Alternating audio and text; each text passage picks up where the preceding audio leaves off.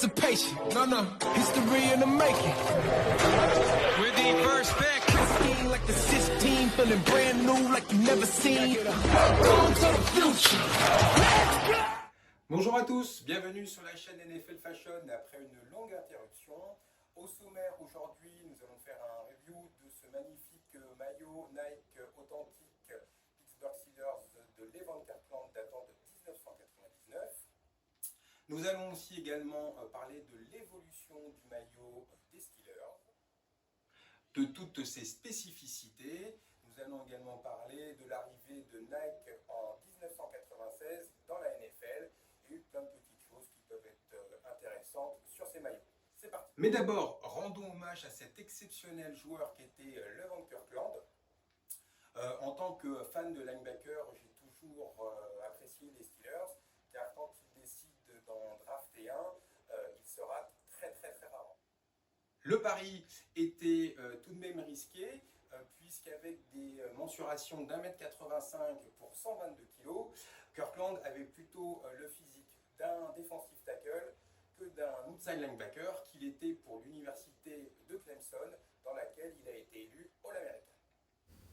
Drafté au deuxième tour en 1992, il ne joue que sur Special Team lors de son année rookie. En 1993, suite à la retraite de David Little, au départ d'Hardy Nickerson pour les Buccaneers et à la signature du pass rusher Kevin Green des Rams, les Steelers le repositionnent en inside linebacker avec le rookie premier tour Chad Brown, lui aussi un novice sur le poste. Avec l'exceptionnel Greg Lloyd, ils formeront l'une des escouades de linebackers les plus dominantes de l'histoire de la NFL, avec notamment une participation au Super Bowl 30 perdue contre les Dallas Cowboys.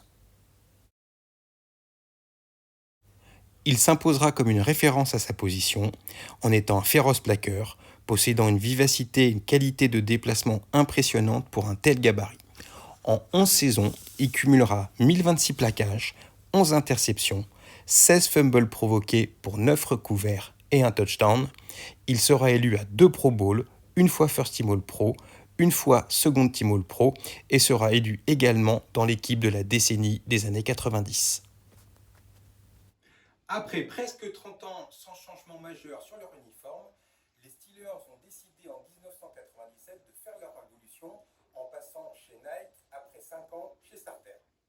Première différence entre les deux maillots, le col en V. Les Steelers ont abandonné le col rond, ils étaient la dernière équipe à l'utiliser. Il y a l'ajout au niveau de la clavicule du logo des Steelers et une numérotation beaucoup plus arrondie. La composition du maillot reste la même, du 100% nylon. Les manches restent aussi identiques, mais le tissu qui les compose semble différent du reste du maillot. Quelle peut bien être cette matière ? Cette matière, c'est le coton d'Uren, reconnaissable avec ce quadrillage tout particulier. C'est un coton mercerisé, c'est un mélange de fibres naturelles, le coton, et de fibres synthétiques, le nylon, permettant au maillot d'être résistant, d'être léger et de pouvoir laisser passer l'humidité. Apparu dans les années 60, il équipera la majorité des équipes de sport collectif américains et sera remplacé progressivement par des matières 100% synthétiques. Ce modèle sera utilisé jusqu'au milieu des années 80. Ils passeront sur une version 100% nylon en mèche, conservant le durain sur les épaules et les manches. Ce changement interviendra uniquement sur le maillot noir. Le maillot blanc, lui, restera dans ce mélange de nylon et de coton durain jusqu'à la saison 1999. En 2000, ils passeront sur une version plus moderne avec du spandex, conservant uniquement le durain sur les manches. Cette tradition a été conservée jusqu'à nos jours, que ce soit sur le terrain ou dans le commerce, mais uniquement sur les modèles haut de gamme, authentiques et élites. Les modèles de gamme inférieure sont sur un flocage. Suite à son deal de sponsoring controversé avec les Cowboys en 1995, Nike fait officiellement son arrivée en NFL en 1996 en sponsorisant les Raiders, les Broncos, les Jaguars et bien entendu les Cowboys. En 2000, Lors de la dernière saison avant le deal exclusif avec Reebok, Nike équipait 11 équipes de la NFL. Nike ne produira dans le commerce uniquement que les maillots des équipes avec lesquelles elle était en partenariat, ce qui rend les maillots actuellement sur le marché assez rares et plutôt chers. Ce que j'aime beaucoup faire, c'est de pouvoir déterminer la date à laquelle a été confectionné le maillot.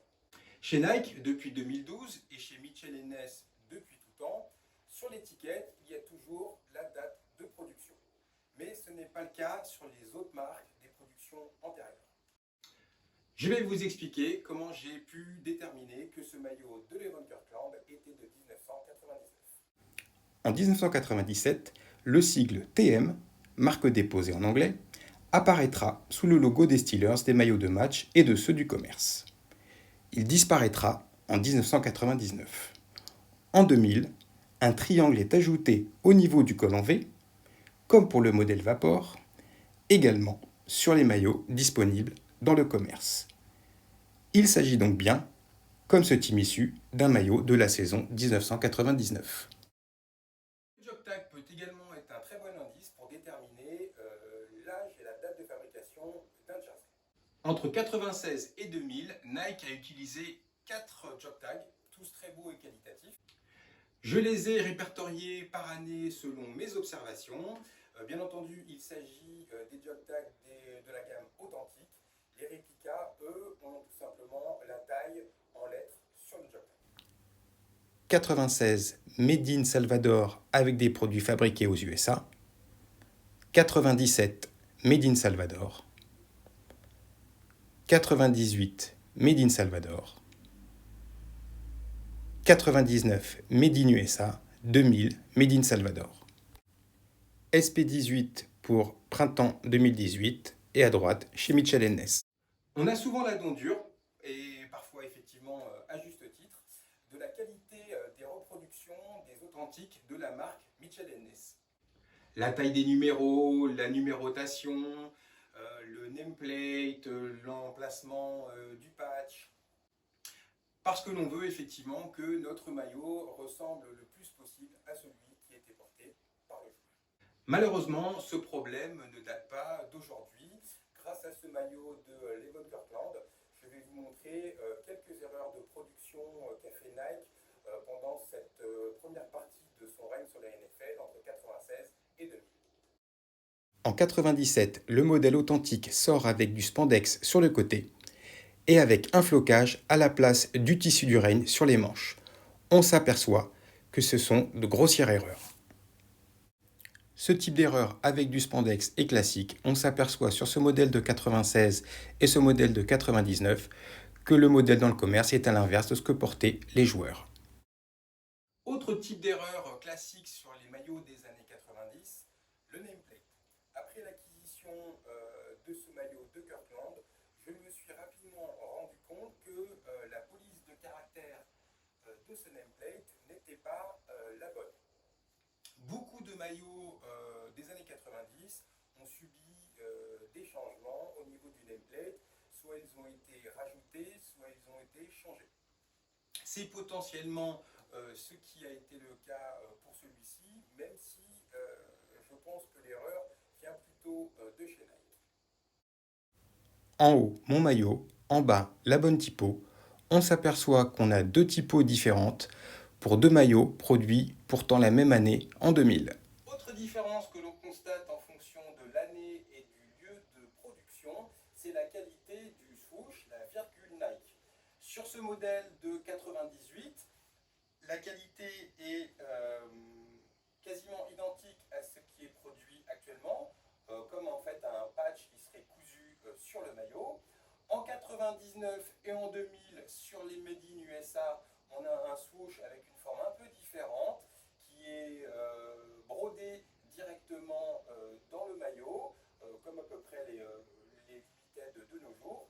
Et en 2000, on repart sur une belle qualité de swoosh. Je porte la taille 40 en élite actuelle.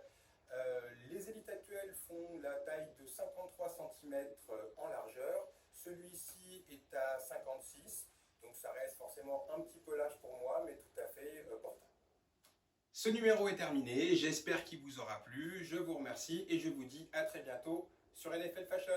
No more anticipation. No. History in the making. We're the first pick.